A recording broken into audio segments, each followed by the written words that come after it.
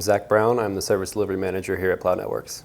I started with Plow in February of 2018. So I got off of active duty orders in the Marine Corps and then had some odd jobs, some sales jobs in between, finally deciding to make an entry into IT.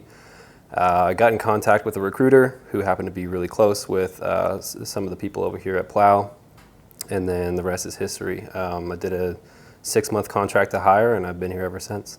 My dad owned a technology company, and so I kind of grew up around technology and the IT business, if you will. I didn't really decide to make an entry into IT until after I kind of got sick of doing sales jobs and cold calling. It was just whatever I could get my hands on. At one point, I had my own kind of like drop shipping company that I was running with some friends, and I was just all over the place. It just didn't really have a career path at the time, so I was just trying as much as I could, getting exposure to as many things as I could. I always liked jailbreaking phones and just tinkering with stuff, and then figured that it was something that has always been a passion for me, something that I've always been excited about, and decided to try to make it a career. So I started at Plow as an overnight technician. So I think it was 9 p.m. to 6 a.m. I was, support tickets, whatever was coming my way. So busy work mainly at the time.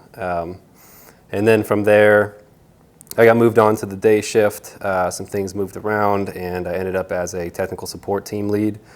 I did that for a couple years, and then here recently this year, I was promoted into the service delivery manager role.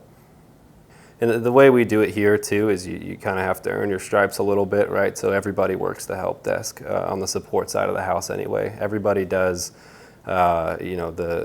the call queue. They take the first initial call or ticket and whatnot, and they do the initial analysis.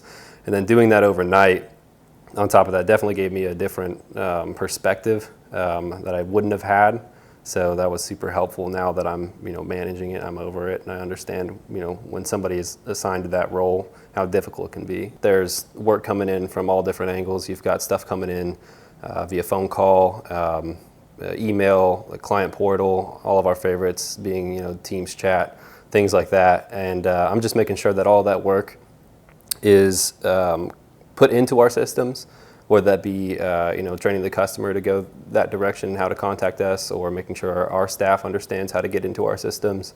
And then from there, prioritizing, categorizing that work, coordinating it, making sure that whoever's assigned to it has the correct skill sets to complete it, and managing it from beginning to end, ensuring that it meets the expectation that we've set with the customer, based on service level agreements and contracts and things like that. I mean, our core value is don't be afraid to fail for a reason.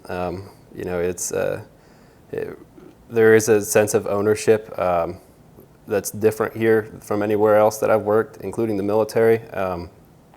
It's kind of on you to get it done, and so sometimes that takes some learning along the way, whether that be proactively or learning the hard way.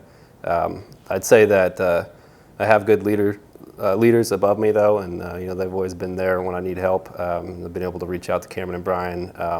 They don't apply a lot of pressure. I think Ryan said that in his interview as well. They don't apply a lot of pressure because they don't need to, and I think that that's something that's unique and special about working here. Yeah, there's not a lot of red tape, so it makes for a pretty creative and innovative environment. Starting with the kind of company vision and goal, if you just look at 2022 and beyond, to me it's an intimidating year, but more exciting than intimidating. I think this is going to be the year that we really scale and grow the way that we've wanted to for a long time, and we've gone through a lot of organization maturity, and we've got a lot more resources now. And we're able to do that. And so for my role in specific, I'm just excited to be a part of that and continue to grow our support organization and ensure that we've got the right individuals and that our culture's maintained that entire time.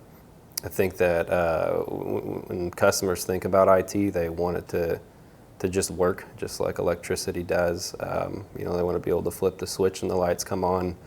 And being able to be a part of the development of a service that we can deliver that embodies kind of that want from the customers is very exciting to me. we've got a lot of smart people here. That we all like to work smarter and not harder, which is awesome. And so I think we can do it. And I'm just excited to be a part of that and be able to help configure our systems in a way and develop our products in a way that are able to make it seamless for not only the people working here but the customers themselves. There's a lot to learn when you start out, especially. But the thing about IT is that never changes. There's always a lot to learn, right? So I'd say remain curious and just maintain a studious mindset. You kind of get into a field of perpetual knowledge, but don't let that overwhelm you and intimidate you. That would be the advice I'd give to anybody trying to get started. And don't be intimidated by it. That's normal in this industry. It's normal to not know everything.